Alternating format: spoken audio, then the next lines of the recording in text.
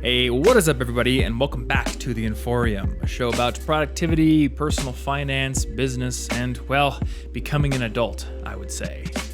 Not about college. I've been one of those a couple of times. Couple of times? Yeah. I always hated it. Well, everyone does. This is true. Yeah, becoming an adult sucks. But sometimes it's awesome. You know? Sometimes you get to, vote, maybe. It's never awesome. All right, before we get into it, it has come to my attention that somebody in the comments on the last episode was complaining that we don't have new theme music. So, Martin, I think we need new theme music. Yeah. So yeah, that's probably fine. I'm gonna come up with something. Criticism. But here you go. This is just for you. This is not off the top of my head because I was practicing it before. But this is your new theme music. There. Good enough. Wow, I feel revved and ready to podcast. Do you? I'm gonna be. It was inspired. really A part of my soul that I didn't know existed because the podcast part isn't really that important of a part normally. Of your soul? Yeah, it's the podcast section. It's a new addition. Our podcast is an important part of activated. your soul? Yeah. How dare you? What can I say? What can you say? Okay, so full disclosure to everybody, but mostly apology to Martin. This is actually the third episode of The Inforium. It is, isn't it? Wow. Yeah, we recorded the second episode this morning, and I'm going to take full responsibility. I didn't check the tech setup as well as I should have. I've used this little recorder guy, which the audience listening can't see, but I've used this little recorder guy here for a lot of my videos, and it has great battery life, and it said it was charged, and it lied to me. You trusted. So I did. I trusted it.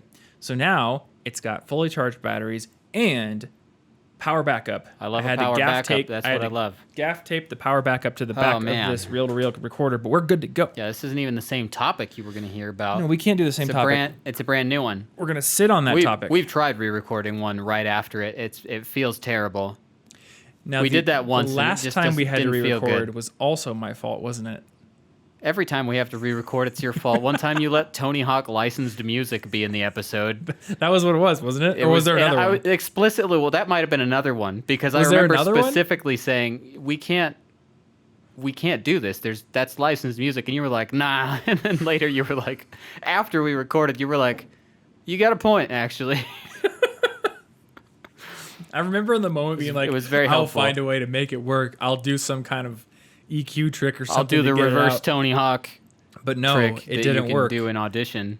There was just setting. Deftones in the background of that episode. So this is part of the reason why we no longer do the playing video games while answering questions episodes. No.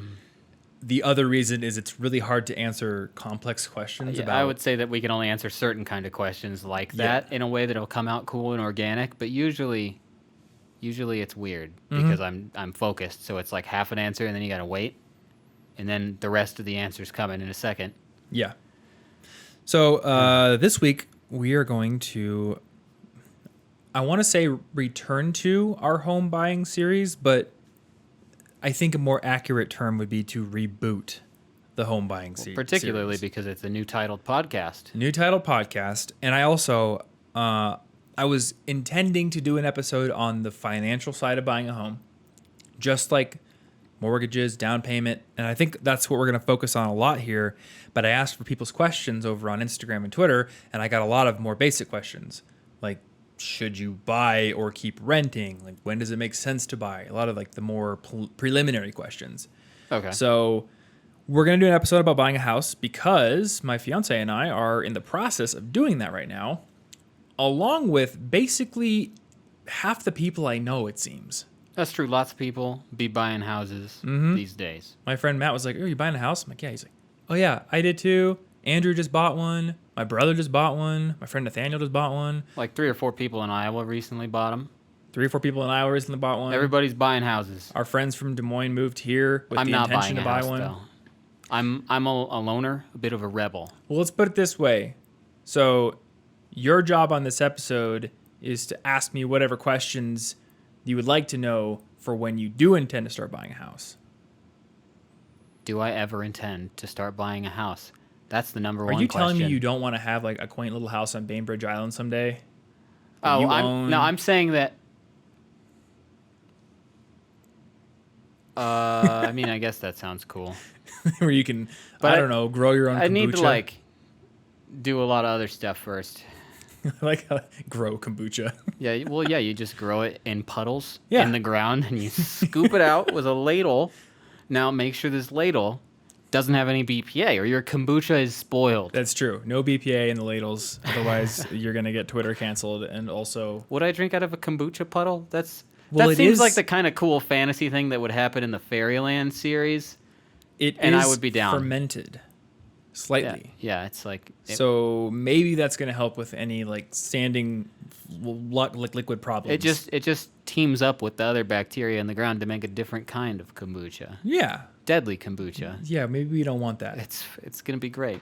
But yeah, we're gonna go through the process of buying a house. What we intend to do on future episodes of the Inforium is to have a few reader questions at the end of every episode that are at random.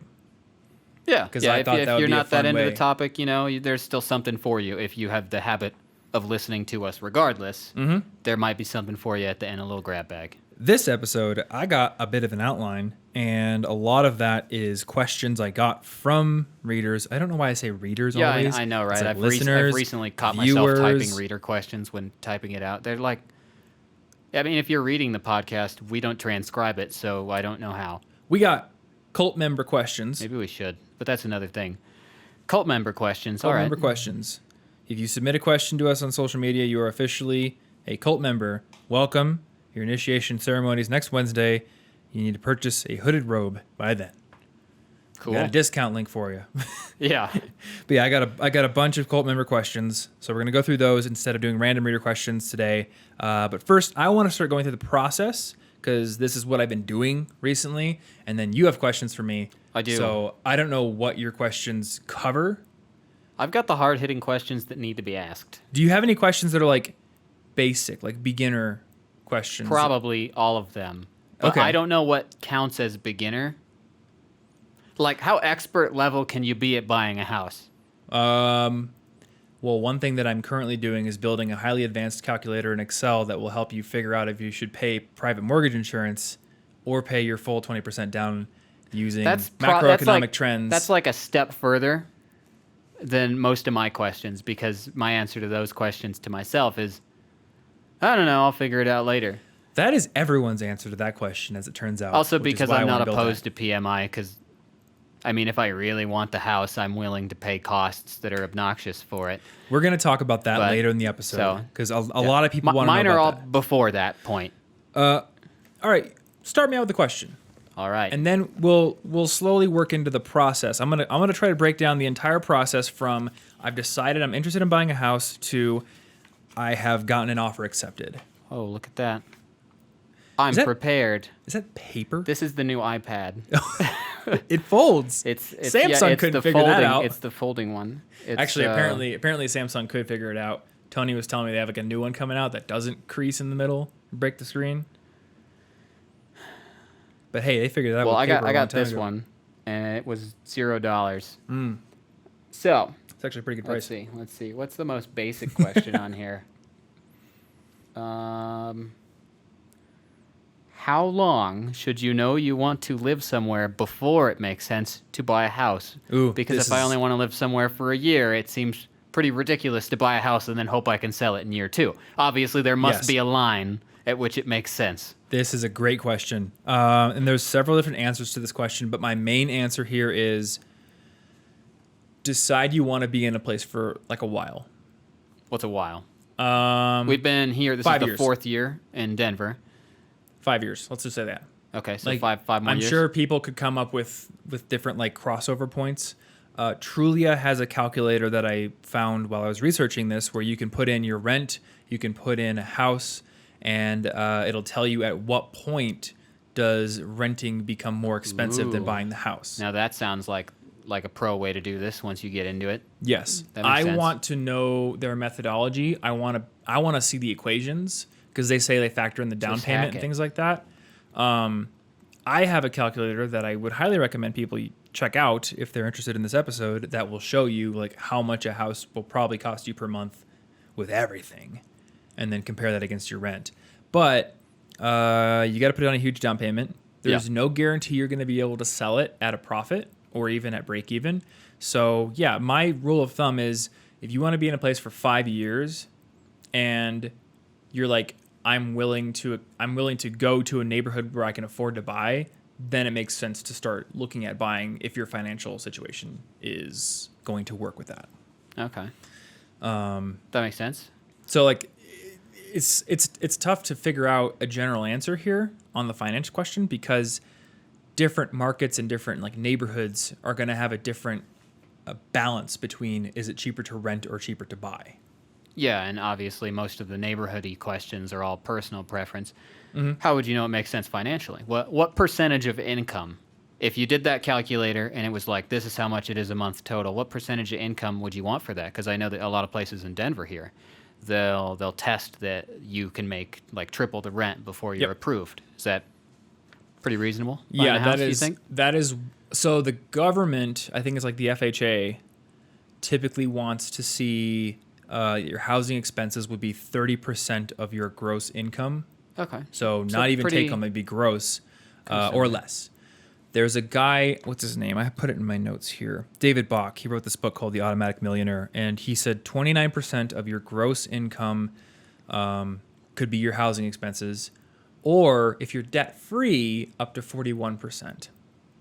And I think this is based on like some surveys they had done with a lot of people, kind of like judging their financial comfortability level. Like, do you feel stressed about your finances and your house payment and your debt payments, or do you feel that you have them under control, or they're causing you like mental anguish all the time? It's hard to say like these are hard and fast rules because in many locations, you know, your rent would also go into that equation. Yeah. Obviously, your rent should, if your housing payments with everything included, mortgage, property taxes, homeowners insurance, HOA, all that stuff, if all that, you know, is going to be under 41% plus your debt payments, well, then that would mean your rent should also be under 41%. That would make sense. Because your rent is covering all those costs for your landlord. That would make sense. In some places, if you get a job in San Francisco or something, you may not be able to do that. If I get a job in San Francisco, I can spend $100K on a box, and hopefully that will be fun. Houses are $4 billion there. Yeah, $4 billion. So if you have the GDP of like a small European country, then you can afford to buy a house in San Francisco. But that's kind of like, I think, a good rule of thumb. So in my Excel spreadsheet calculator, I should say Google Sheets, that's what it is. I have a little column where after you put in your housing cost and then your income, it will be red if it's over, I believe it's that 40% amount. Oh, cool. What I need to do is I need to build in the debt payment thing. Because currently I have it set up where you just put your student loans in with expenses and it doesn't currently calculate those into the housing thing. So I think by the time this episode goes live, I will have made that tweak. Because I want to get like a whole debt dashboard built where you can figure out like which student loans should I pay off first? What should I do? That is actually one of the questions on this paper. Oh, yeah? Is how much would you want to pay off your other debts first? Or is that important? That's a great question. So we can use that 41% debt and housing to income ratio as a guideline for your monthly payment. So if your debt payments and your housing payments were no more than 41% of your gross take-home pay, then on a month-to-month basis, we can say that you're safe to get a house or you're safe to go up to a rental that would be within those limits. The thing that worries me is, you know, what if you have $100,000 in private student loans that you could not defer or you could not go to an income-based repayment plan? What if you had those and then you get a mortgage? And then what happens if you lose your job? Yeah, that's one of the things something that I worry worries about. me is like, sure, if I could afford this, but at certain points, even if it's comfortable, imagine if you got out of college, you got a super good programming job. You make 100-some K.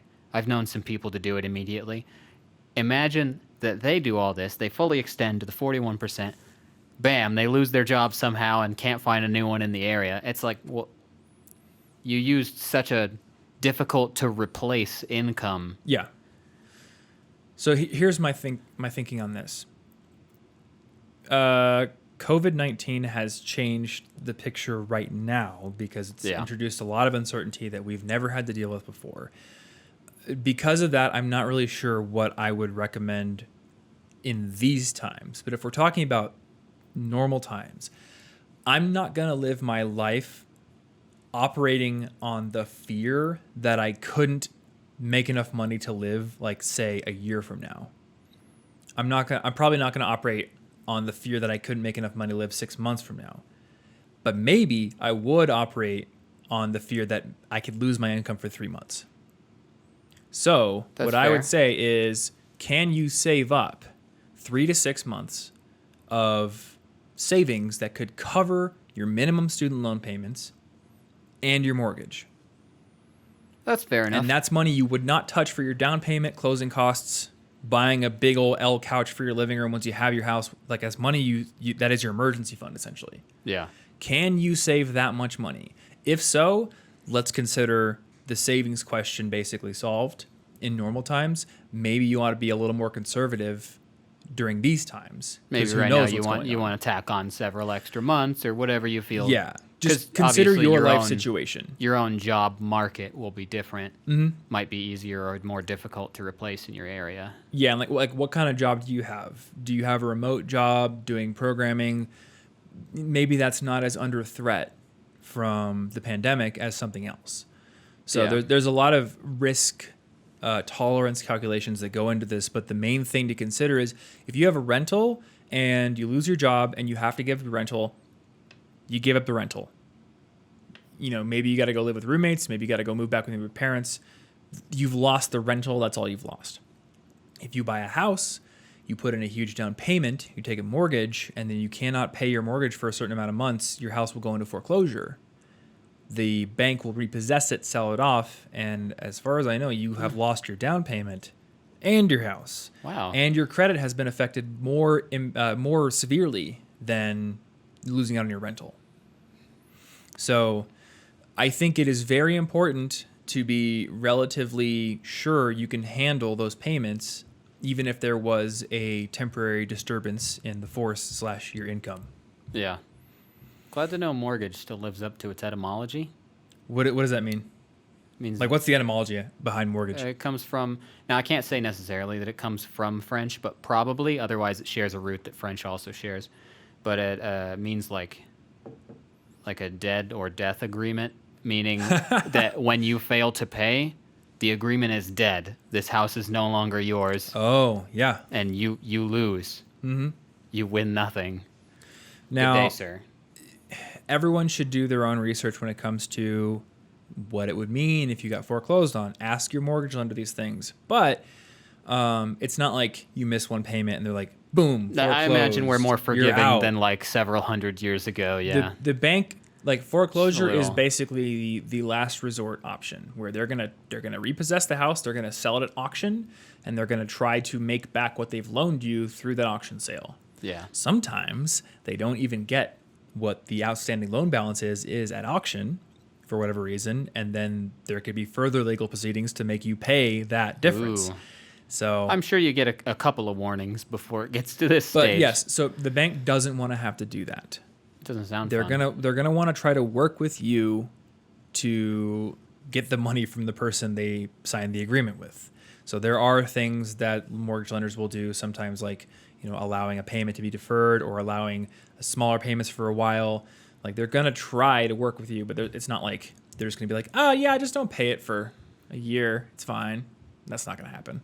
Yeah, probably. So not. my thing here is have 3 to 6 months of basic expenses in the bank if you can.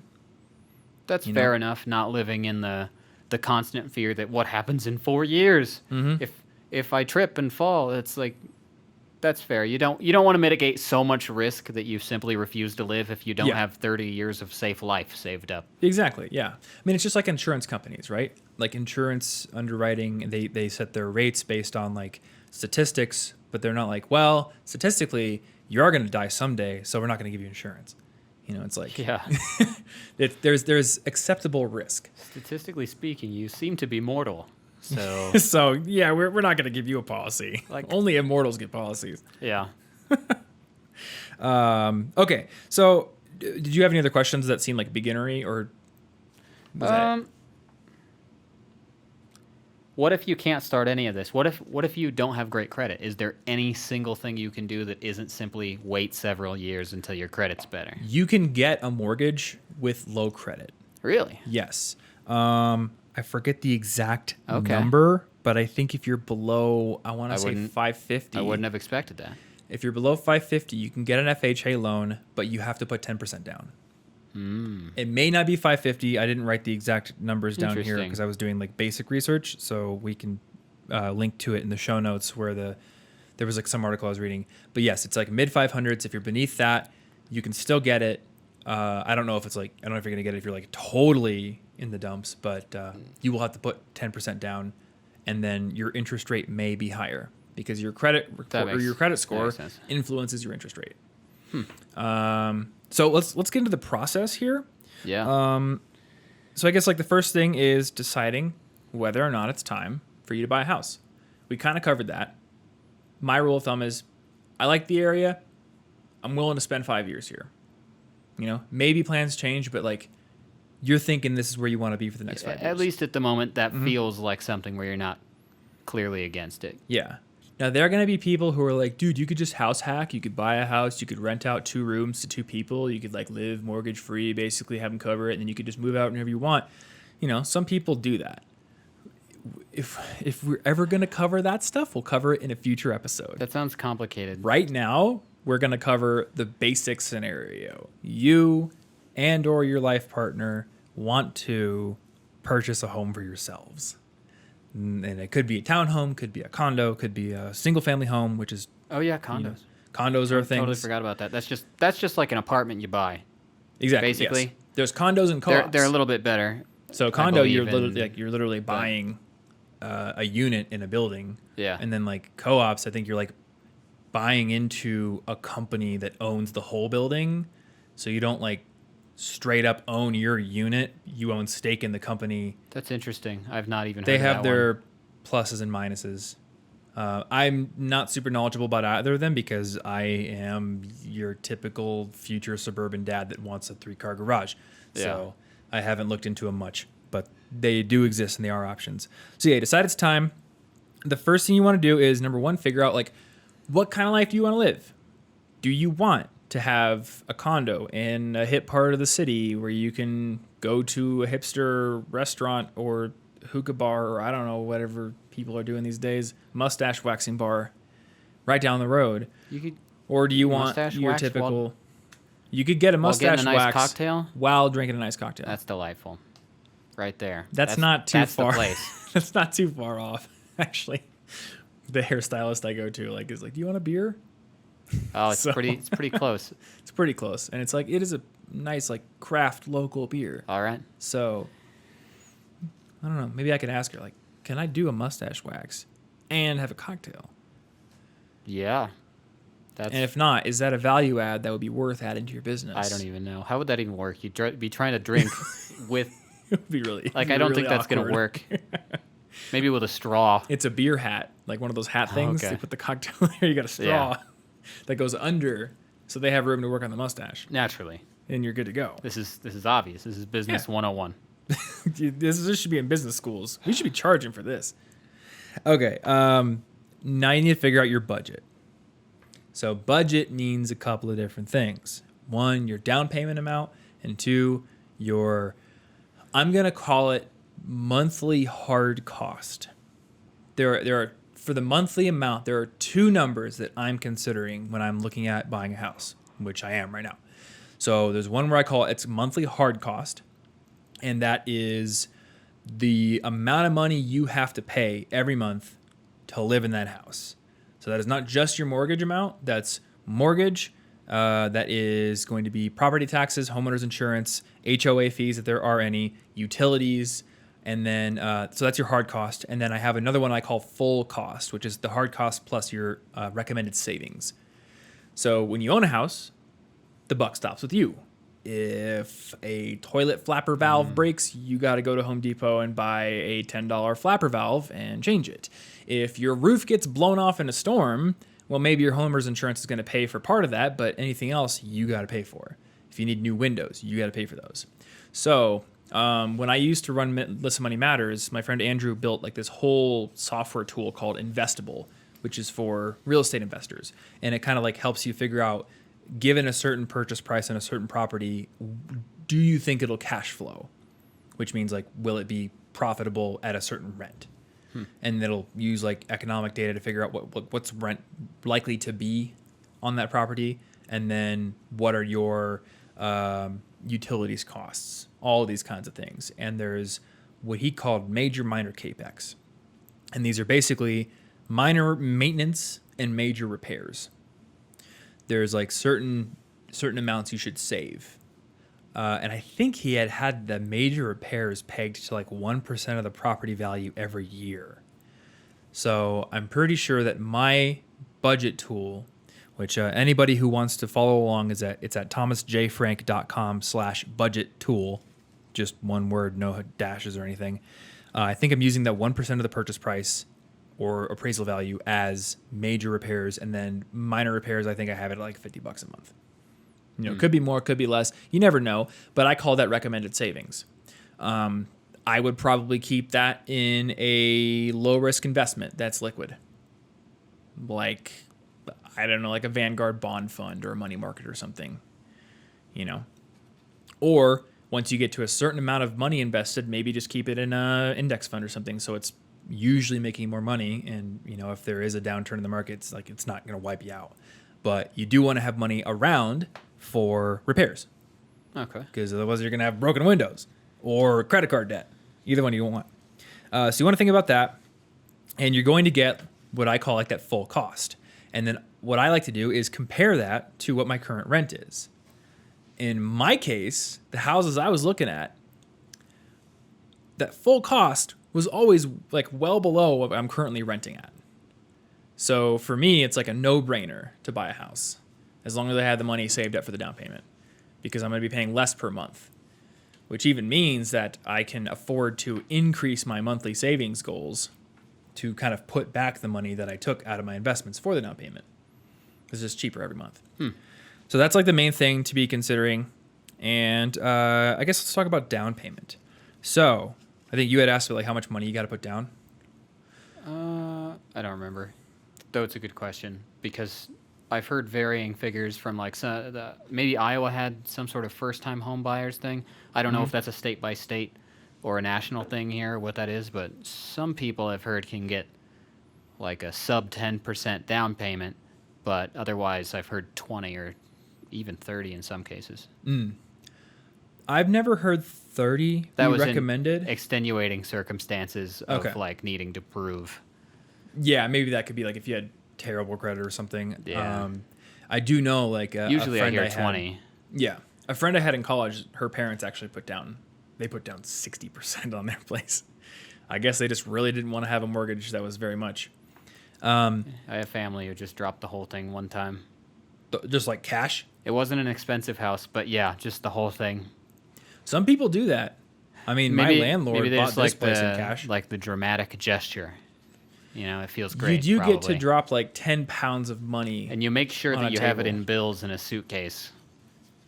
Yes. Otherwise, it's not draw cool. any suspicion. But what would people that don't want to feel cool with bills in a suitcase do? Yeah. Okay. So, 20% is the down payment amount you will need to put down if you don't want to pay what's called private mortgage insurance. So essentially, banks looking at lenders, they're going to look at a lot of factors to see how trustworthy are you? What's your credit score? Do you look trustworthy? Do you have like a weird, do you keep winking oddly in the meeting? Why are you winking? You're going to make that $1 billion. Can you say to us for a second, Tim and Eric will make $1 billion without winking? Oh, you'll make $1 billion. And another thing is how much money you're putting down. If you're putting down 3% of the purchase price, well, number one, the bank has to extend more money, so they're putting more on the line. But number two, you don't have as much skin in the game. Somebody who puts 3% down, if the house gets hit by a meteor or they just decide, you know what, I want to stop paying and whatever, I'll let it go in foreclosure. Like, they're not going to feel the hurt as much because they put barely any money down. Whereas somebody who put 20% down, it's like, all right, you got skin in the game. We're only giving you 80% of the value. So, statistically, people who put more down are more trustworthy, or at least are more likely to pay their mortgage and, put in that effort. So insurance is a whole scheme to mitigate risk and help deal with it. Private mortgage insurance is pretty much money you pay every month to the bank because you don't have your 20% equity in the house. So a lot of people think that like PMI is the worst thing in the world. It is to be avoided at all costs. Save up as much money as you can so you can avoid PMI by putting down the full 20%. But really, it's all just math. And, the biggest factor, other than the price of the house that's going to influence your payment every month, is the interest rate on the mortgage. So actually, I want to see, do I have Google Sheets on this iPad actually logged in? I want to see if I can bring it up because I have a calculator that I can actually use here.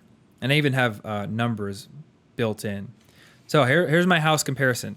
Because we're in Denver, I have a $330,000 house put into my first house comparison thing. And then I have like $500,000 houses in there as well. Right now, I saw a friend on Twitter who said he put 3% down and got 2.75% interest, which is crazy. So, oopsie. You know what I accidentally did is, what did I just do? I did something weird. There we go. I'm going to put this at 2.75 because I have it at 3 right now. I put the wrong figure in.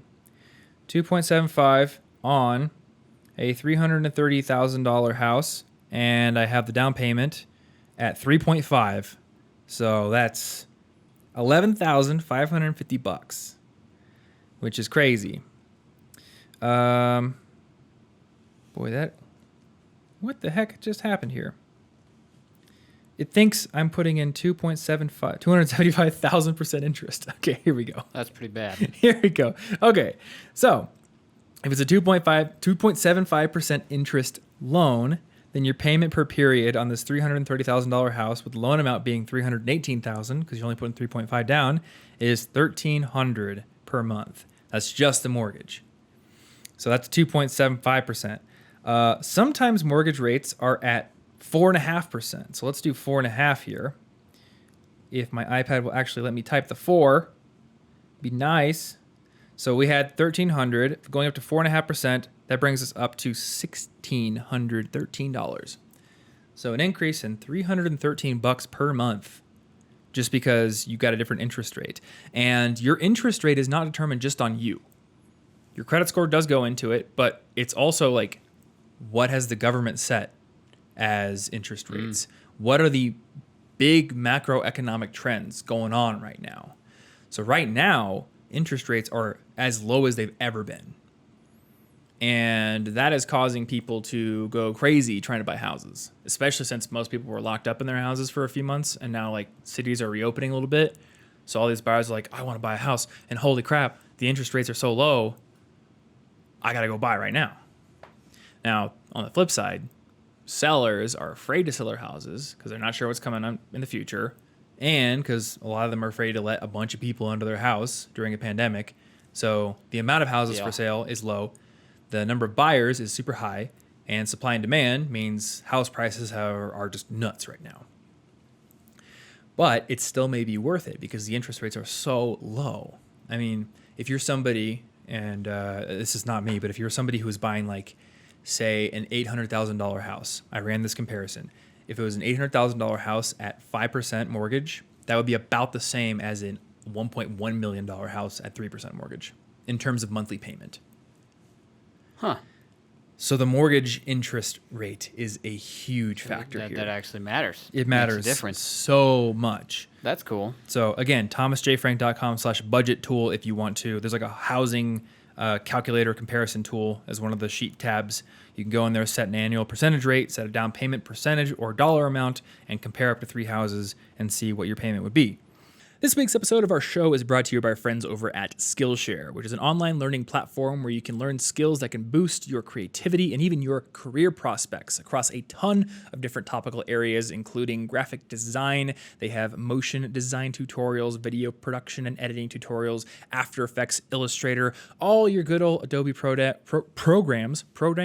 programs, along with music production, podcast editing, business analytics, marketing classes, and even productivity classes. In fact, there are 2 classes that you're going to find on Skillshare that were made by me. One of them is on building a productivity system. So if you want to learn how to make your to-do list, your calendar, your note-taking system, and your file organization system, both physical and digital, all kind of merge together and work in harmony for the common goal of making sure that nothing that comes into your life ever slips through the cracks, then you may want to take that class. And then there is a follow-up class that's kind of a companion to that one. So while my first class is all about building the systems that kind of externally help you stay productive and organized, the second class is all about habits. This class is based on how to take your goals and, if they're fuzzy, kind of make them more specific, more actionable, and then break them down into daily or at least regular habits you can practice that help you to make progress towards them. And the second part of that course is all about how to stick to those habits long term, because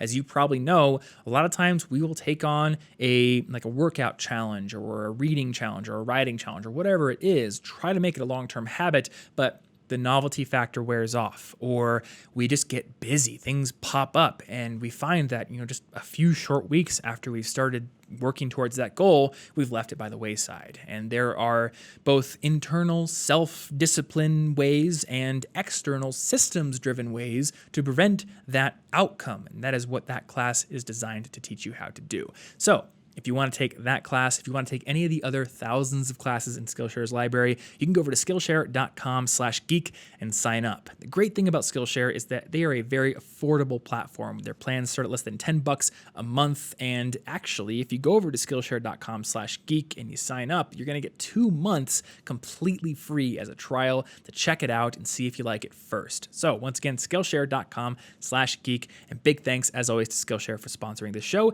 and supporting us. And another huge thanks goes out this week to our second sponsor, which is Brilliant. If you're somebody who wants to increase your mastery in the areas of math, science, or computer science, then Brilliant is absolutely a resource that you're going to want to check out. They have a very comprehensive library of courses in these 3 STEM-focused areas that can help you increase your mastery through the principle of active learning, rather than just walls of text or videos like a lot of traditional educational resources provide you. They are all about helping you kind of get your hands dirty, helping you really wrangle with the information and use it and solve problems with it from the get-go. So whether you're taking their brand new course on knowledge and uncertainty, which is going to get into Bayes' theorem, which is one of my favorite concepts in math and probability, or their course on gravitational physics, or their Python programming course, you're going to find yourself immediately thrown into interactive challenges. You're going to be dragging and dropping code blocks to make an actual working algorithm, or writing pieces of code, or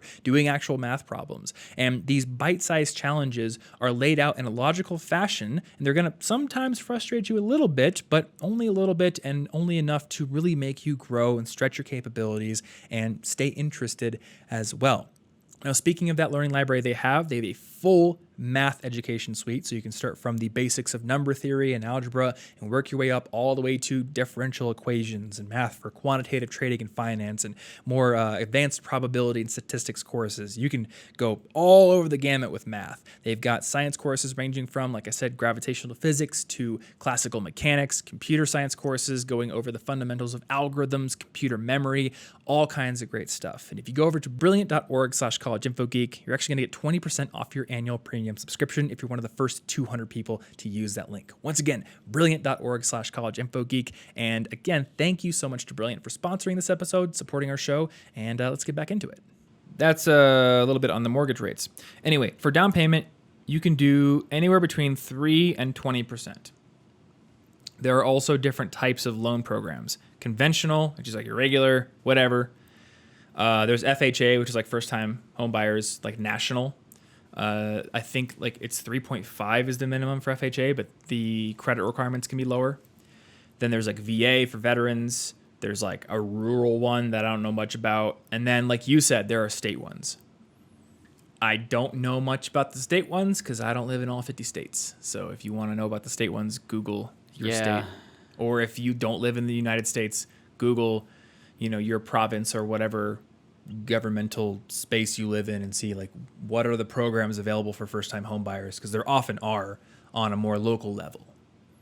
And I don't know what they're going to provide you. You're probably still going to want a down payment percentage. But generally, between 3 and 20.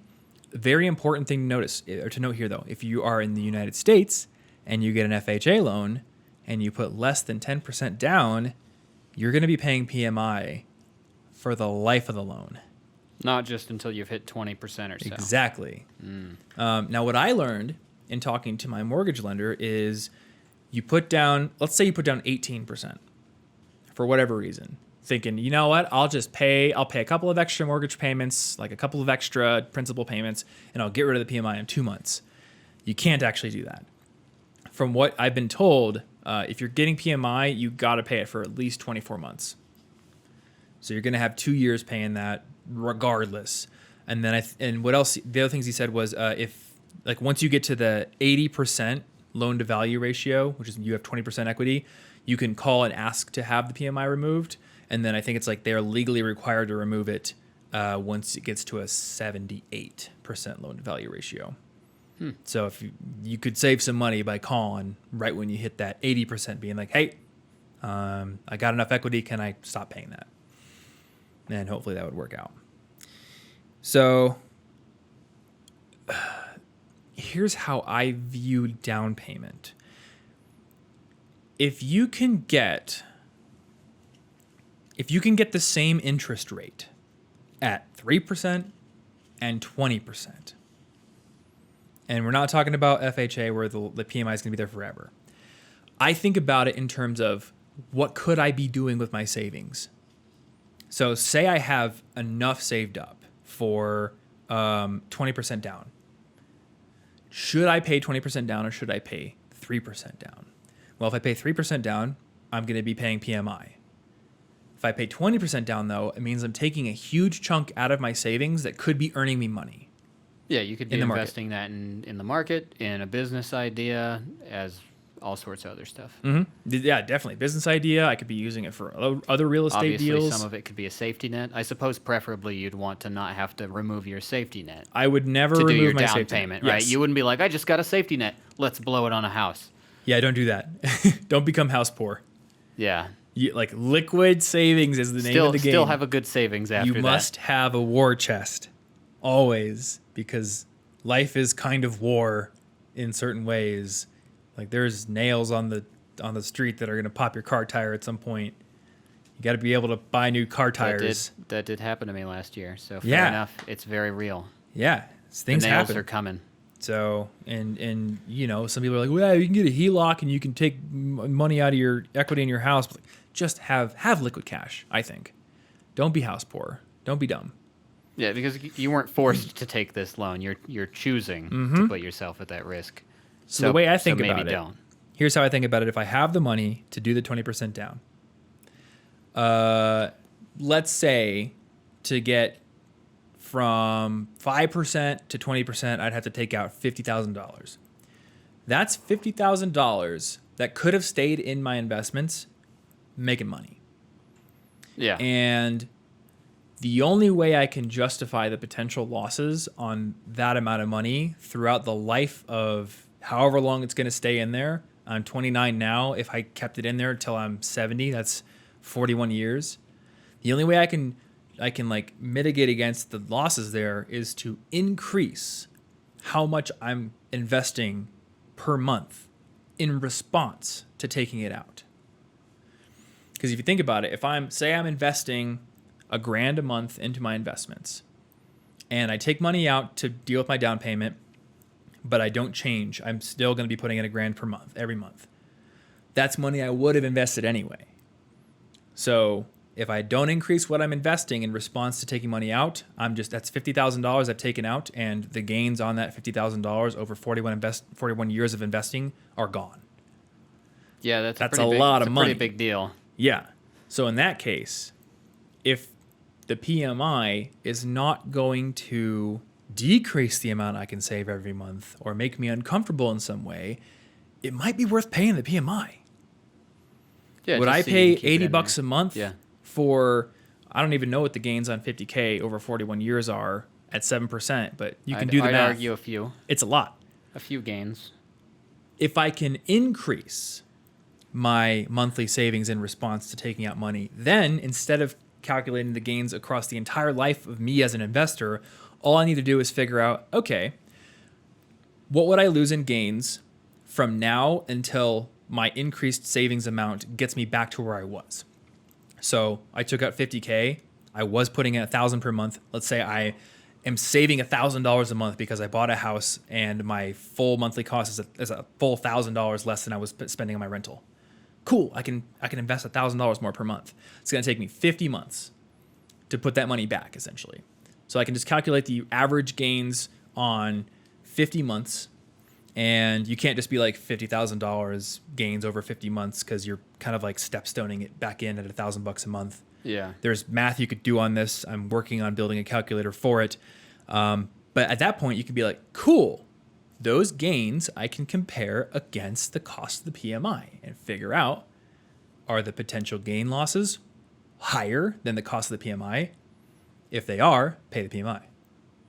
If they're not, don't pay the PMI. See, you gotta like math to do this. Yeah, you gotta find a friend who really likes math. I like that math. You trust not to mess with the numbers, I suppose. But you're gonna have to like math. Oh, I guarantee you, I won't mess with the numbers. Yeah. Yeah, I swear I won't use like a slightly modified version of the spreadsheet Not at if you all. come to me and pay me for advice. No, I would never do that. But no, it's like people ask this question all the time, and my real estate agent was telling me, like, yeah, people ask me all the time, should I pay PMI or not? And it's so hard to answer.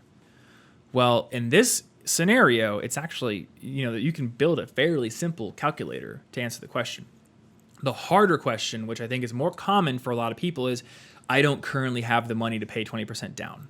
Yeah. Should I pay PMI now? Choice. Or should I keep saving and wait until I have 20% down? So, in that case, we can ask a few questions. Will paying PMI lower the amount you can save every month or not? If it's not going to lower, say you're going to pay PMI, but your full hard cost is still less per month than your current rental, then we don't have to think about that. What we can think about then is, what is your credit score going to be several years from now versus what it is now? And then where do we think the economy is going to be, and hence where do we think the mortgage rates are going to be? That's really hard to predict. There are probably economists who would offer smarter takes on this than I can offer, but my view is right now, mortgage rates are insane in terms of how low they are. I don't think we're going to see them lower. So you might take that into consideration. What would a 0.5% higher mortgage rate do to your monthly payment, and would that be higher in total than paying what they're offering you now in terms of rate plus PMI? So that's just something to think about in terms of that question. So many numbers. Very, very difficult to know But what mortgage rates are going to be there like. have to be a lot of numbers. This is for like a several $100,000 investment in most places. Yeah, this is something that I It's feel a like huge thing. there should have been a class on it. Then again, like high school students wouldn't care. They're like, I'm not going to buy a house. So Yeah. there should be a class on it for adults. House buying 101. You come back to the high school. Your old high school math teacher. He's going to teach you. And he's just going to yell at you the same as he did. I actually want my gym teacher to do it. Okay. Your gym I'll teacher get more motivated. One person asked me in terms of this whole topic here, like, well, how do you know if house prices are going to be lower than they are now? And I think it's a valid concern because right now house prices are going way up in response to both the low rates and the huge demand. You can look at median house prices over time for your entire country. You can also look at it for your city and like for zip codes. It's just like public data. And this is median. I mean, actually, the cool thing is basically everything in real estate is public. The county assessor's office will show you the tax history and the purchase price history for any property you want. So, yeah, if you're researching properties, you can be like, well, what did this sell for? If you're on Zillow, you can zoom in enough on a neighborhood and you can see what the property values for all the houses in a neighborhood are. That's how they get all those numbers. Okay. It's all from county assessor's data. It's all public. Anybody can look at it. It's great. That's, a lot of these data services aggregate stuff from that, and then Andrew built Investable by tapping into an API that sells that data. That's cool. So yeah, it's cool. You can look at whatever you want. And, because it's all public, we can look at median home price increases or decreases over time for a given area. I was really surprised because I looked at Denver's, and there is definitely a dip in 2008. But when you look at like the whole nation, it's like going way up, starting like the year 2000 or so. And then 2008 just boom, crashes. Naturally. For Denver, specifically single family houses, like not townhomes, it wasn't that crazy. Like there was a dip, but it wasn't a crash. For townhomes and condos, there's a bit more of a crash. I don't really know why. So, we've got a lot of uncertainty in the future due to the pandemic. We don't know what's going to happen. The one thing I have been hearing though is the price of building materials is not going down. So building new homes is expensive, which in turn is making the current stock of old homes also expensive. If people can't afford to buy new construction houses, then there's a lot of demand for older stuff. And, a lot of people are moving to cities. So if you're looking to buy a house in Davenport, Iowa, maybe the prices are going to go down after all this craziness ends. I don't even know where that is, and I'm from Iowa. It's like, you know where Dubuque is? So I guess you've proven your point. Davenport's not that tiny. It's like right on the eastern edge of the state. I want to say it's north of Dubuque. I think. I don't know. Anyway, not epicenter of movement activity. Denver, I would be surprised to see property values go down here because people are moving here in droves. That would be pretty surprising. It does seem to be, growing pretty reliably. So if you live in a major metro, personally, as somebody who lives in a major metro that has a lot of growth, I am not going to be crossing my fingers hoping for home prices to go down in the future. I could be wrong. Wouldn't it be awesome to be wrong? But the future I see as most likely is 2 years from now, we're going to have probably higher interest rates on mortgages, but also the house prices are going to be the same, if not slightly higher. Maybe the rate of acceleration will have gone down a bit. Who knows? Yeah. Maybe I would love to be wrong. Would love to be able to buy a cheaper house in a couple of years, but I just don't see it. I just had friends move here the other day. Yeah, it's definitely growing. I don't see any obvious short-term reason for that to change. Yeah, I don't either. So that's the thing. People asked about mortgages. Like, what is a mortgage? Well, a mortgage is just a loan from the bank to help you buy a house. It is the loan that most people will have to take on during their lifetimes. Even the people who hate debt. If you want to own a home, you can buy it in cash, but that's really tough. And the thing is, I think in terms of potential gain on my money. So if I want to buy something that would take a very, very long time to save up for, especially something that will probably appreciate in value, it's generally smarter to take cheap money from the bank than to try to save up like $300,000 for a house. Well, yeah, because first of all, that's going to take so much time out of your life that you've now wasted a bunch of potential happiness in the home you wanted, and you can't get that back. You can't buy that back with your gains. But also, the whole time you've been saving up $300K, I assume that took you a couple of years. So you've been paying rent that wasn't going towards your mortgage, and the rent just disappears. Yeah. Rent just gets thrown into a barrel and burned. You never see that money again. If you were putting it towards your loan the whole time instead of renting, at least you'd keep that money, kind of. Yeah. Now there's an emotional connotation behind the whole idea that rent is wasted money. Well, I Because just a lot of people mean get in this particular instance, I Yes. am glad to pay rent personally in my situation. absolutely. I mean, I'm currently paying rent right now. I am being provided a valuable service by my landlord. I have a roof over my head. I have a place to record these podcast episodes. Yeah. It's great. The term that I read recently, it was on a Reddit post, but I really liked the way that they worded it. It's, what are you paying every month in non-equity payments? Interest on your mortgage is a non-equity payment. HOA fee is a non-equity payment, but your rent is also a non-equity payment. So if we're talking about you building equity into a house, which is an asset that will likely appreciate over time, could be an investment, your rent and mortgage interest are one and the same in that they are money you pay every month towards your housing expenses that are not building you equity. So in my calculator, I actually have in the housing comparison thing a non-equity payments line. And for the rent, it's just all of it is listed as non-equity payments. And then for houses, it's homeowners insurance, property taxes, your mortgage interest, and then HOA fees. But because the mortgage is going toward... And it's mortgage insurance. So what I did is I built in what's called an amortization schedule. Yeah. And for people who don't know, amortization schedules basically just break down how much of your payment goes towards interest and how much of your payment goes towards principal every month. When you start out, most of it goes towards interest and very little goes towards principal. And then every month that goes by, a little bit more goes to principal, a little bit less goes to interest. This way, you're not like building up a crazy ton of equity right away, which could be disadvantageous to the bank. So I don't know like the pure rationale behind amortization. I just know that for mortgages, you're always going to be paying it.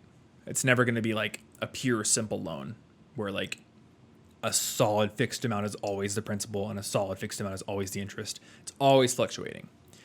So, you could take it over time. I think for my non-equity payments calculator, I took like the first 2 years just to, because, it's like the first couple of years in the house. Maybe I should use the first 5 years and average that. But I just took the first 2 years of interest and averaged it on a month-to-month basis for that. It's just like a back of the napkin glance. Like, look, this is how much you're paying for non-equity as your rent, and this is how much you'd be paying for the house. And if it's significantly lower, then that mortgage interest is money well spent. Yeah, like if you're in that situation where you're specifically looking to just, I'm going to save up $300K and buy this house, and I know the one I want, and I could have gotten it today with a loan, but no. It could very easily make way more sense. Yes. To do that. So yeah, in this dimension, people often think of it like one way is debt, one way is not debt. But really, it's like it's all non-equity payments all the way down until it hits the turtles. Then it's those all the way down. Don't hit the turtles. So we talked a little bit about there's like conventional, FHA, VA, state-based. I'm probably doing a conventional one. I think FHA can help for first-time home buyers and people who have lesser credit. Then there's the 30-year versus the 15-year debate. So you can get a 30-year mortgage, you can get a 15-year mortgage. 30 years typically is going to have a slightly higher interest rate than a 15-year, though talk to a mortgage lender and see what your situation calls for. But then, in turn, the 15-year is going to have a higher monthly payment. Here's my take on it. If you have, let's just say $500 extra per month left over because you're not paying for a 15-year mortgage, that's $500 you can throw into an index fund and make 7% average. So saving 0.5% or 0.25% or whatever is probably not worth it to have a higher monthly payment and less money to throw around into savings or investments or whatever every month. The other thing, yes, you're going to pay more in total interest with a 30-year, but if you get a 30-year, you have the option of making extra principal payments if you really want to. Personally, I'm chucking that money into investments. I want every dollar I can to be making money in investments, either stock market or mutual funds or real estate or companies or whatever it is. I want to use that money for those purposes rather than trying to pay down really cheap debt faster. But if you get a 30, you have the option of paying it down like it's a 15. And then the only downside is you're paying a slightly higher interest rate. Yeah.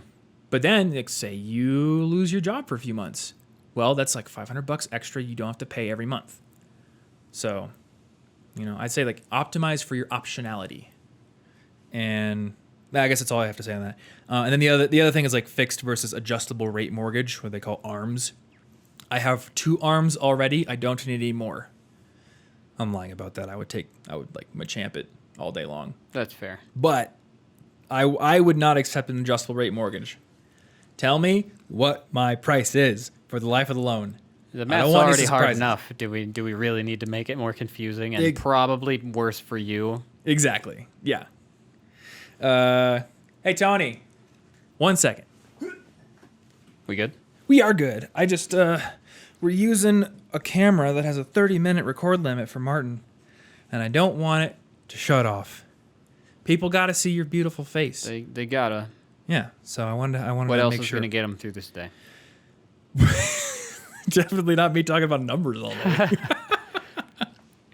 Okay. We talked about the monthly payment.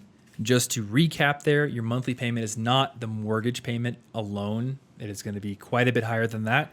So let's go back to our example. We had a $330,000 house. We put 3.5 down on it because we're ballers. We're going to go back to our 2.75% interest rate that I saw someone on Twitter get, still putting 3.5% down because they're a baller. And so we have a payment per period, which I keep forgetting to put the percent sign in there. On the computer, it doesn't make me do that. So you have payment per period. That's your mortgage payment of $1,300. And Tony, I already got it. I was afraid that you like fell asleep or something. Oh, okay, cool. PMI. So my calculator is using publicly available PMI figures that I found at a bank's website for somebody with good credit. So this may be different if your credit is below like a 720. I just took the top credit one because my credit is above 720. So that's $153 a month, putting 3.5% down. If you put more down, but still under 20%, it will be less. You got property taxes. The way I like to do this is I look at the property tax history for the property that I'm looking at, and I'll take a few years and calculate the percentage increase or decrease over year. And then I'll just add that percentage to the last year's figures. So if it was $1,500 last year and there was a 10% increase for some reason, it's like, cool, I got to add $150. It's going to be $1,650 divided by 12. So in this one, I've got $1,434 over the year, so it's $119 per month. And then your homeowner's insurance, talk to your mortgage lender. They're going to give you a good estimate. I've got $160 in here. So your total like mortgage payment, which is all these things, is $1,733.46. And then I've got some assumptions for utilities. Let's just say there's no HOA in here. You can do whatever you want. Have like a bunch of cars on your front lawn, all their wheels missing, cinder blocks, no HOA. They don't care. And then let's say we've got like $225 of total utilities per month. I don't know. What is that high? Is that low? I have no idea. This house is big and I like AC, so. Yeah, I don't know. I mean, that depends on what climate you live in, right? That's true. That is true. Well, here it gets hot in the summer, so that gives us a total ownership hard cost of $1,958 per month. And then my estimated monthly recommended savings is $320. So my full cost here is $2,278.46 on a house that costs $330,000. So if you are spending more than $2,278 per month on your rental, then it's probably worth buying a house at this price, at that down payment amount. It sounds like it's very important to do all that math because that first number, that 1,300, was like, what? That's ridiculous. Mm-hmm. But once you add it all up, it's like that plus another 60% of that. It's $1,000 more. Yeah. Per month. Now you're not going to spend that. You're not going to spend that every month because we're talking about recommended average savings for repairs. You're not going to have repairs every month. Yeah. But you want to be saving diligently for that every month. So that's why I also put the hard cost there. Like $1,958 is going to be going out of your pocket to various other pockets that aren't yours every month.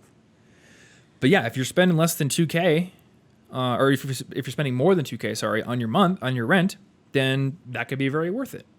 Given other factors, of course. Is there an increased commute time?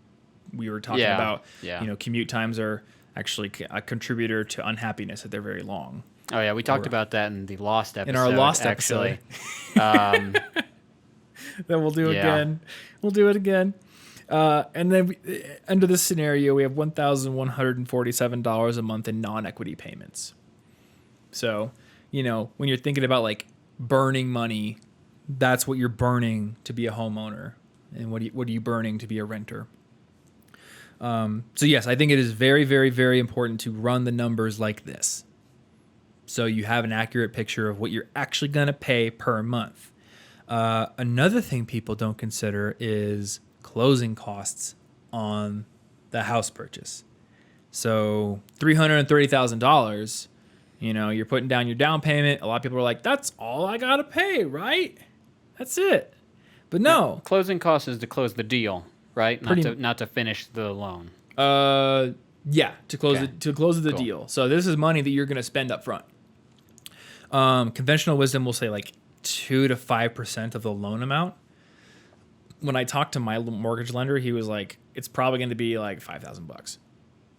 Now, it may be different for other people, and that may be a low estimate. I'm not sure. I'm keeping more on hand than that. But you got things like inspection, that could be $500. Appraisals could be $300 to $500. Closing services fee could be like $300. Loan origination fees. The research I did said these can be like 0.5% of the loan value. And then often you got to pay property taxes up front for the first year. There may be HOA fees up front and homeowners insurance up front. So keep a good amount of money on hand. That is like beyond your down payment. That isn't going to be eating into your emergency savings, because more money is going to go out of your pocket than just that down payment to get into this house. Here in Colorado, one thing I've noticed, because we've offered in a few houses, it's very competitive here. The way that the contracts are written is they have the sellers paying a lot of those closing costs, like title origination fees, title insurance, like a lot of this stuff the seller pays, at least with the original offer. So if you're bidding on a house that doesn't seem very competitive, then you may be able to offer at asking or lower than asking and have these provisions where the seller pays all this stuff, and it might get accepted. In our case, we had a counteroffer where the seller was like, sure, but you pay some of these fees too. So, you just got to figure out what you might pay. So that's kind of the costs. And did we get through all your questions? Yeah. Cool. Well, then we'll just truck through like the rest of the process up until the point where we're going to stop. So start looking at what's available around town, which means get on Zillow. And if you're anything like me, you probably were doing that already. Because I like having the app so that when I can, when I just drive past a really nice neighborhood, I can like park and be like, yeah, I thought that was $3 million. Got to leave this neighborhood. But it's interesting to be around an area that I like and then just see, out of curiosity, what are all the values. It's really nice to look. Yeah, I mean, I love doing that. I find it interesting. And honestly, one thing that Like I get a a lot daydream. of fulfillment out of is just like understanding the layout of my city well. I don't know. I like to ride my bike around the city. I like to ride around neighborhoods. Just like, I want to know, like, what is Denver? I want to have like a feeling for it. Yeah. And, part of that is I'll just go on Zillow sometimes. Well, you can't have neighborhood preferences if you've never been to them. Ooh, something that you and Ashley do is, before the pandemic, is you guys like go have like little mini vacations at a different part of the city. Yeah, we've even like paid for like hotel rooms in places that are relatively nearby, but it's a different experience waking up in a different neighborhood.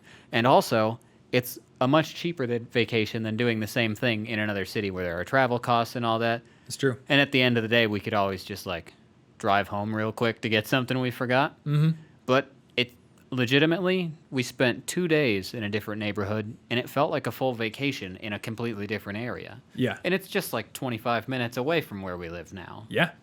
Yeah, so and that could be a great way to start to get to know some neighborhoods. You gotta test out how safe do you feel walking around. Yeah. That's an important thing. Go there at night, something that like I've tried to do is if I'm like seriously considering a house, I'll go ride my bike around the neighborhood. Yeah. And be like, all right, is there like a dog constantly barking next door? Like, Are there things that I would have a problem with that I wouldn't see during the weekend morning when I tour it? Or bike lanes. Bike lanes are nice. If you're moving out to like the suburbs, the street is basically one big bike lane. Well, that's definitely true as long as the neighborhood's not very busy, yeah. Mm-hmm. But if you're moving to a more busy place, yeah, bike lanes could be a big thing. Or at least like, is there a back road or something that would be easy to bike on? So yeah, like start looking on Zillow and start making a list of the things that are important to you, like proximity to work, proximity to a coffee shop, grocery store. How walkable do you want it to be, or bikeable do you want it to be? There's a website for walkability. Oh, is there? That gives it like a score. Oh, I don't know what website you're talking about. Redfin brings their data in. Cool. Zillow Good. might as well, but Redfin does. I was looking at that not too long ago, but walkability score was real cool, and it was like, yo, yeah, you get a score of 80. You can get to most of your things from here. Mm-hmm. That's worth looking into. So if you use, I don't know if Zillow does this, but if you use Redfin, they will show a walkability score and sometimes a bikeability score. I wonder if they just pull that in from the same website I'm thinking about. I'm guessing they probably do, because it would be much easier to it'd be much easier to just get an API. Data.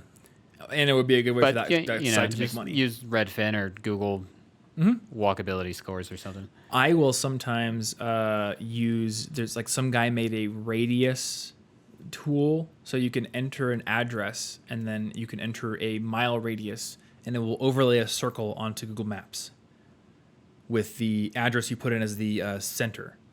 So you can be like, all right, I'm going to draw this circle around me. So this is 1 mile as the crow flies. Where is a grocery store?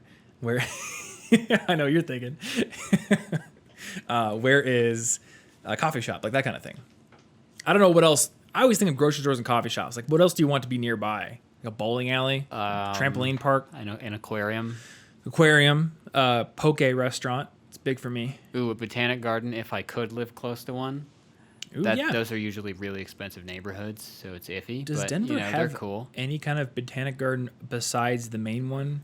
There are a couple of other gardenish areas. I don't know if they're explicitly in Denver, but they're in the metro. In the metro, yeah. Yeah. When I say Denver, I mean the metro, basically. Anna gets on me because I consider Boulder to be part of the metro area of Denver, and she's like, no, it's another city, and I don't know. It basically is. Let's ask Boulder. Oh, Boulder's going to get real annoyed I think with me they might get mad at you. I don't know. I kind of consider it. It's like Ames. Yeah, Ames is not really a metro area, Des Moines, but it's like close enough. Anyway, list out your requirements, make a list of things you like, and go on Reddit. Google, like first time home buyer regrets Reddit, or first time home considerations Reddit, and they'll tell you things that you had not thought of before. One thing I didn't think of: don't buy a house that is positioned west of your job. Oh, because then you're driving into the sun in the morning, and then you're driving into the sun when you go home. You can't see anything when you're driving every day. That would get a little annoying. Now, right now the housing market is so competitive, you may not be able to be super picky, or maybe there's just like a neighborhood that you love, but it's west of your job. Here in Denver, that's a lot of people's problem. They want to live near the mountains, but they work downtown. You're dealing with that. But it's something to consider. One thing that I really hadn't considered much of, but then when I moved into this house, I learned, here in Denver, a north-facing house is not nearly as good as a south-facing house, because we're in the northern hemisphere. So the shadow from my house always keeps the sidewalk in shade. Yeah, that's why. And when it snows, it just ices over. I got to get out there and shovel it. The snow on your sidewalk specifically lasts about as long as Iowa snow. Specifically my house. Everywhere else Yeah. is springtime. Across the street, they have It's completely absurd. houses. So their sidewalks just melt perfectly. They never have to shovel. It's ridiculous. So yeah, that's something to consider. So, Google those things around. Then assemble the minions or your team.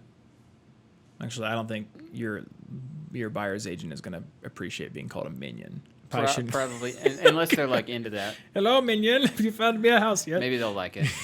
I don't know if I'd try that, though. No, assemble a team. So that's going to be a buyer's agent, otherwise known as a real estate agent, and a mortgage lender. You can also call a mortgage broker to help find you a lender. They will often charge a fee for this, like a finder's fee. In my case, Anna's family had a recommendation. I didn't really shop around. I just called him, talked to him. Seems like a great guy. We get along well. He offered me a great rate. I could maybe shop around, but I like the rate. And then for my agent, a friend of mine recommended his agent. And my agent is freaking awesome. A lot of people will be like, do you really need an agent? And my answer to that is yes, because buying a house is a very complex process, and you want a professional who is experienced at doing this in your corner, whose like fiduciary responsibility is to support you. If you, like, a lot of people will be like, well, the seller has a listing agent, I'll just work with them. But the seller's listing agent, their responsibility is to the seller, is to get the seller as much money as possible. And I have seen some Slytherin level stuff in this house hunt. Like sending a counteroffer to keep the buyer on the hook, but then sharing the buyer's original offer really quickly with other potential buyers to hopefully get a last minute offer and that's higher, but they're keeping that original buyer on the hook with a counteroffer. Like it's kind of like, I kind of respect it it's as real somebody tricky. who plays Magic and like does a lot of bluffs and politics and stuff. But let me tell you, the seller's agent works for the seller, and their only goal is to get as much money as possible and the most favorable terms.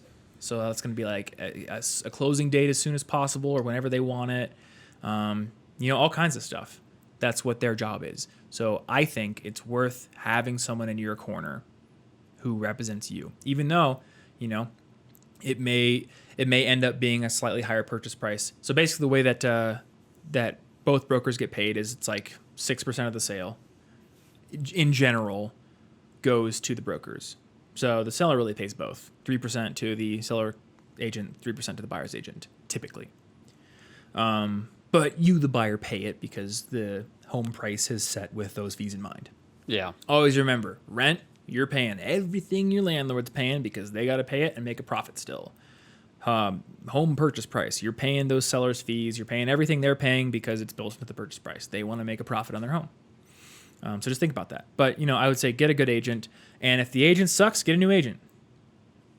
If they're not answering your calls, if they're not hustling for you, if they're not walking into the house and like trying to point things out that are going to be good or bad, they don't seem experienced, then work with a different agent. A lot of people get their real estate agent licenses and not all of them are, super in your corner. So it's worth working with someone else. In my case, my agent is somebody who didn't make me sign any kind of exclusivity thing. He just operates on the value of his work. That's cool.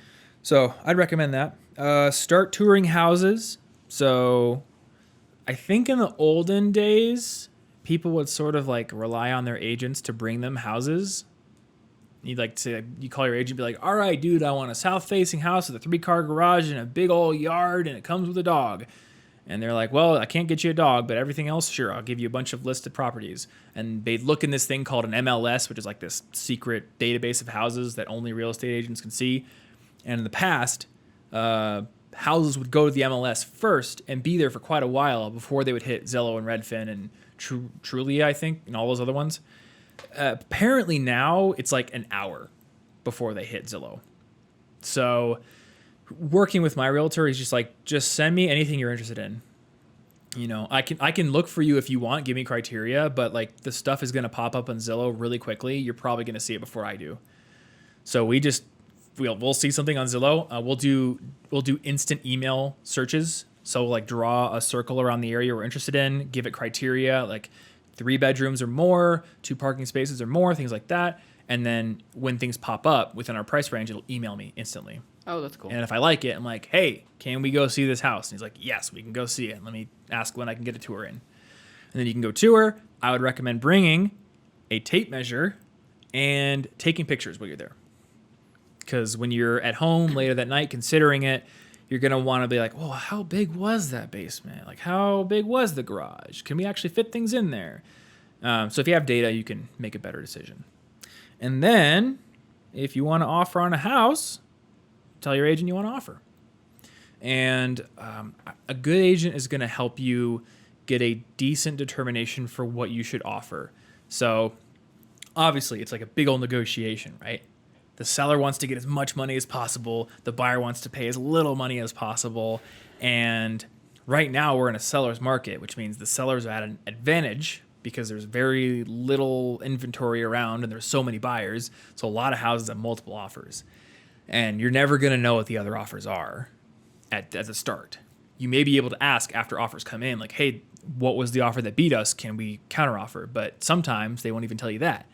So, my agent's been saying like, all right, well, this house has been on Zillow for like 20 days. So clearly people aren't biting. There's like a few things that we would need to fix. I think we'd be safe to offer under asking here. Maybe like 5K under asking. They're not going to think that we're like, just totally lowballing them and laugh us away. With some houses, he's been like, this house is spotless. It's in a great neighborhood. I think it's underpriced. It's probably going to get a ton of offers. So that's another service that a buyer's agent will get you, is like a little bit of guidance on what you should offer. So you put in an offer, your agent's going to write it up. You can put in all kinds of terms like, I want to close this date, 45-day closing, 60-day closing, whatever it might be. And then you're either going to get an acceptance, you're going to get a counteroffer, which is just like, we want to accept, but we want to change some terms. Do you accept these? Or you're going to get usually crickets. They're not going to be like, no, we decline your offer. They're just not going to tell you. Love to get ghosted. Yeah. Oh, I forgot one very important thing before you start looking. Talk to your mortgage lender and get either pre-qualified. Oh, yeah, I was going to ask about that. Yes. Either get pre-qualified or pre-approved. So pre-qualified, they're going to ask you questions about your income and your debts and your expenses. And they're not going to do a credit pull. They're just going to get that, and they're going to give you like a pre-qualification, which is like a really hand-wavy, like, okay, based on what you told us, we would give you this much money. A pre-approval is they're going to do a hard credit pull, which can affect your credit score, but, you got to do these things sometimes. They're going to dig really into your income and things like that, and they're going to be like, all right, we're kind of like more committing that we would give you this much money for this purchase price. I think you may be able to skip the pre-qualification phase. If you're very serious, you could just talk to your mortgage lender and be like, look, I want to get a pre-approval for this much. Can we do it? And they may do it. Anybody who goes through this, you're going to talk to your mortgage lender. You're going to talk to your agent. You're going to learn a lot more than what I'm talking about here. Well, and you'd probably want to pre-approve like with some wiggle room, right? In case they make a counteroffer that's or if you find a house that's $10,000 more than the one you were looking at first. You'll have to get a new pre-approval. Would you have to do it again? Typically, they do it really fast. Okay. So, we've offered on like 5 houses. Have you had to get a pre-approval every... Yeah, like you get separately? a pre-approval. So as far as I know, you get a pre-approval for the specific property, but it's what I was reading is they're really pre-approving you for a purchase price. So if you had a pre-approval for, $350K, and then that house falls through for whatever reason, you go offer on one that's at $330. But it's ostensibly on a per house basis. I think so, because if you have a pre-approval for like an $800,000 house and you go buy a $500,000 house with it, like the bank might be like, we're not going to give you $800,000 worth of loan. I just wanted to hang out with $300,000. Yeah. Throw a party the first day.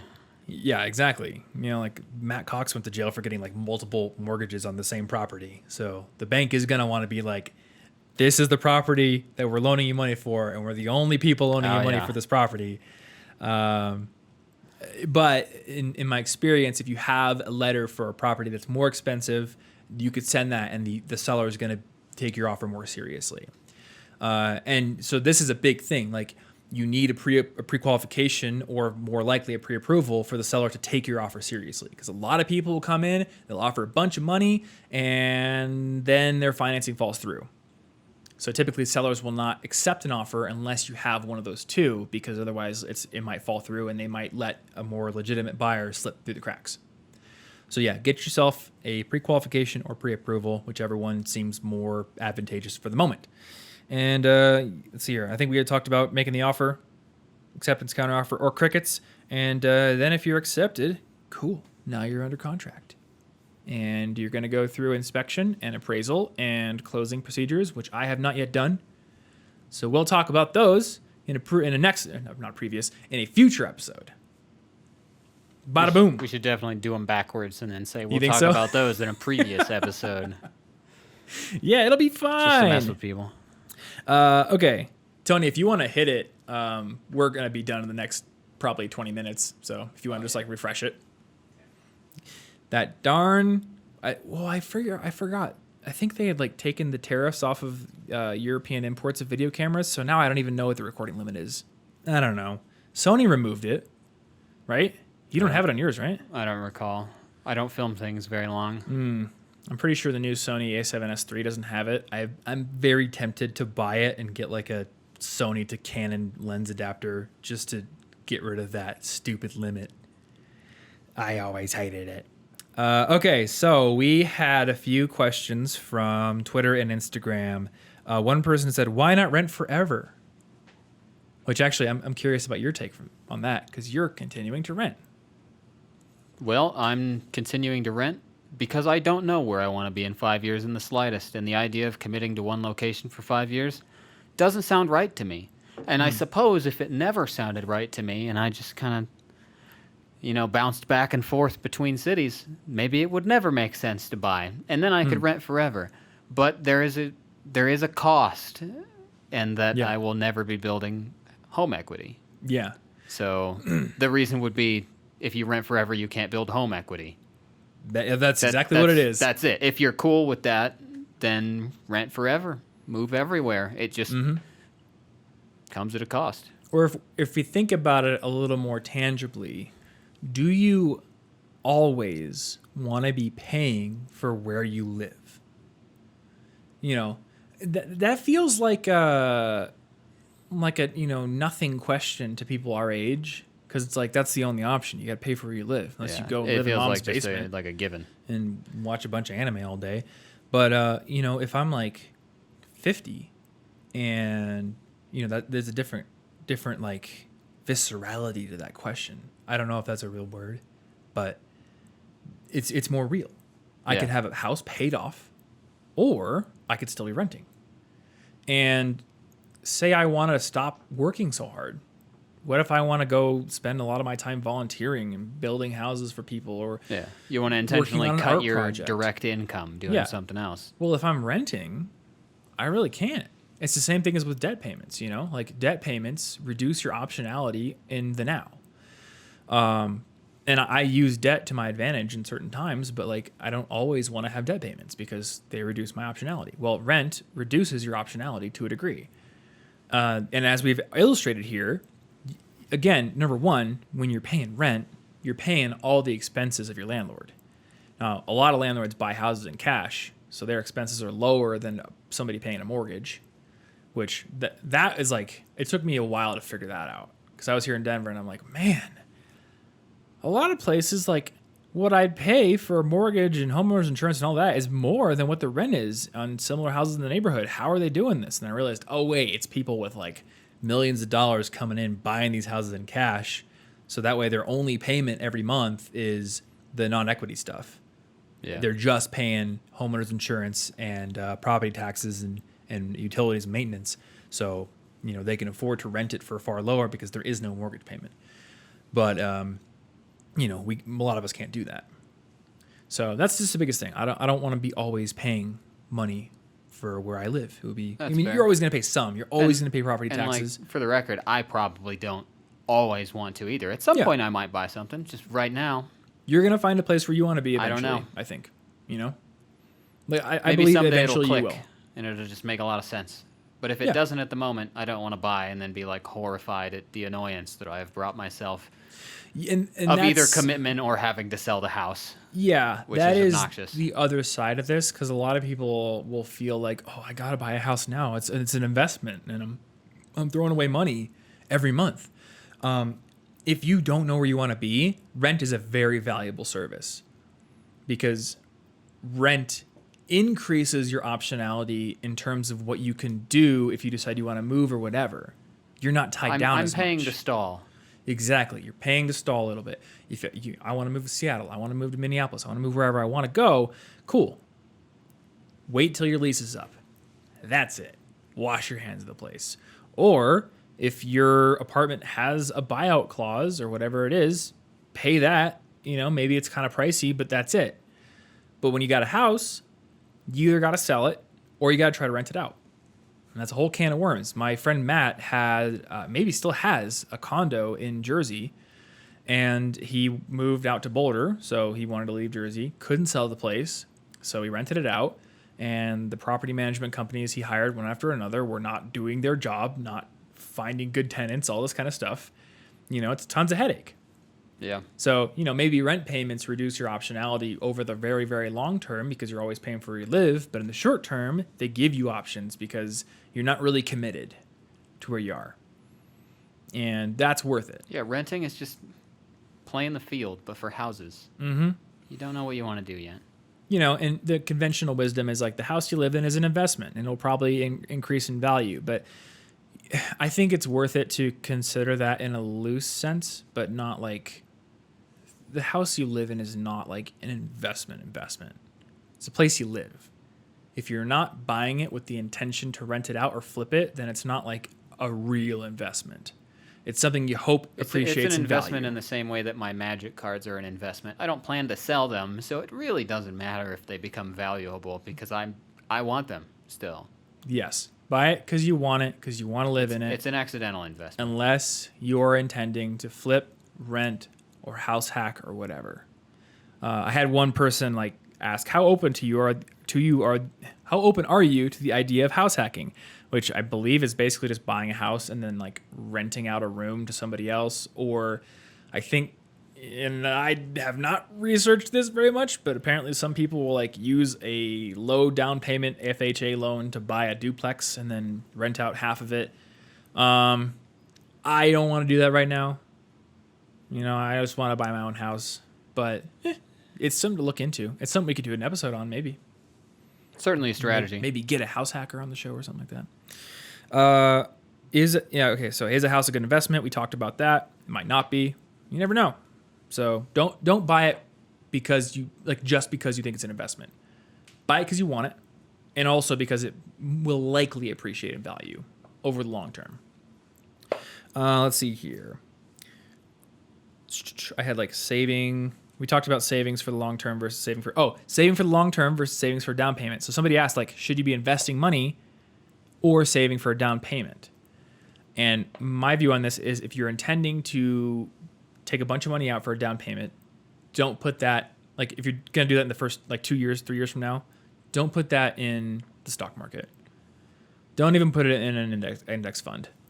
Cuz the gains you're going to make on 2 years of growth is not that much, and it could be losses. Yeah, the reward isn't sufficient for the risk if you actually want to spend it shortly. Mm-hmm. Right now, things are fine. Weirdly, I don't understand why the stock market is so good right now, but say it's just an imaginary confidence game, man. Say you're in 2006 and you're I'm gonna save for a house. I'm gonna put money in a mutual fund, and I'm gonna buy a house in 2009. Well, there goes half your money when the stock market crashes. So, I really don't think two years of gains are worth the risk that you could lose money on it.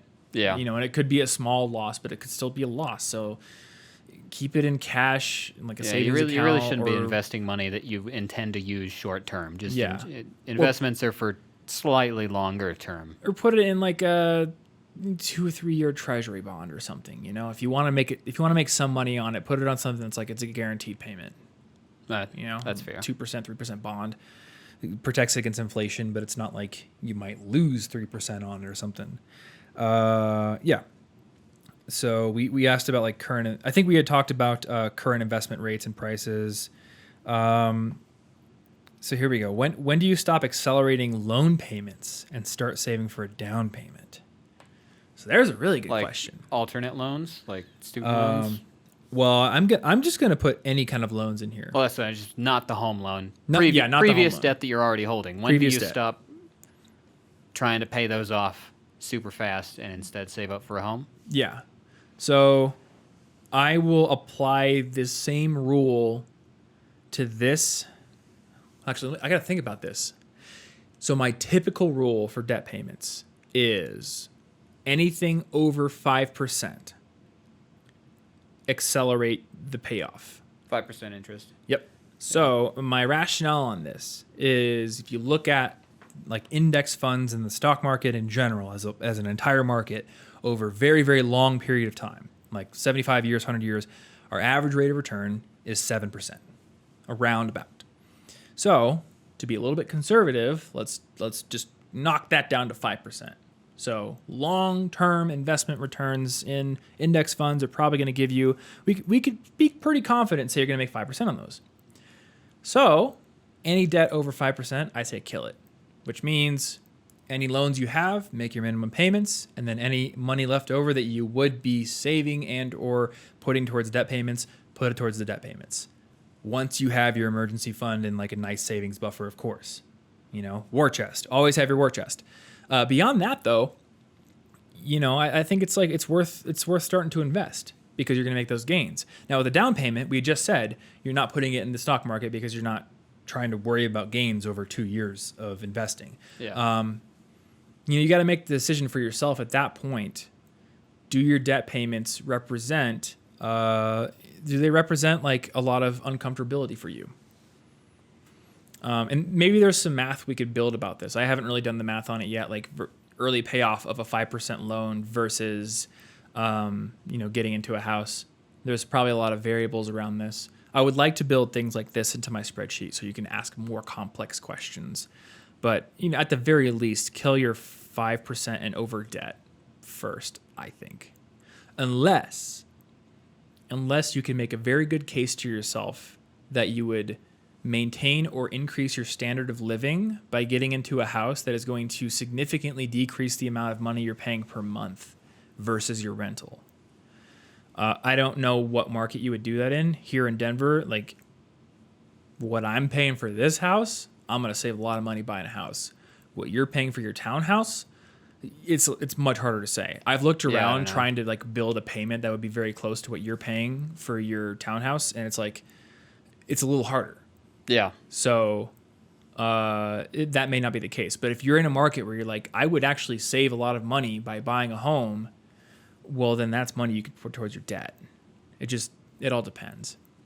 So maybe we could answer that more thoroughly in a future episode, or I could build it into my calculator. I'm always improving my calculator. I'm trying to make it like really, really useful. So you can check that out. And I think that was all the questions we had. So thank you to everybody on Instagram and Twitter who asked me questions. And I'm Tom Frankly on Instagram and Twitter if you want to follow me and ask more questions for this show. Because we're doing cult member questions. Almost forgot. Yeah, we're doing cult member questions every time we do an episode now. Because I think it's fun. And I'm like, why wait for 5 questions episodes when we can just do them all the time? Yeah. But yeah, these were all questions submitted by cult members. And I thought it was fun to just go through it. So is there anything you have, like lingering questions before we wrap this one up? I got nothing. Cool. Why buy a house? Why not steal a house? Ooh, there you go. Well, if you steal a house, they're probably going to know where to find you. Not if it's a mobile home. There you go. Steal an RV. Got them. That's the most dastardly way to do it. Alrighty. Well, thank you so much for tuning into this episode of The Inforium. Do we have URLs for show notes yet? Yeah, theinforium.com/2. That's it? Cool. Theinforium.com/2. This is one of those episodes that's going to have quite a few show notes, links, research, things like that. So check it out and let me know what you think. Again, I gave you those social media handles, Tom Frankly on everything. If you have follow-up questions, we're going to do a follow-up episode to this for sure. Because, once I actually close on my house, I'm going to know what the closing process is like. And I think that will be quite illuminating. I will know what my closing fees actually are. So that'll be fun.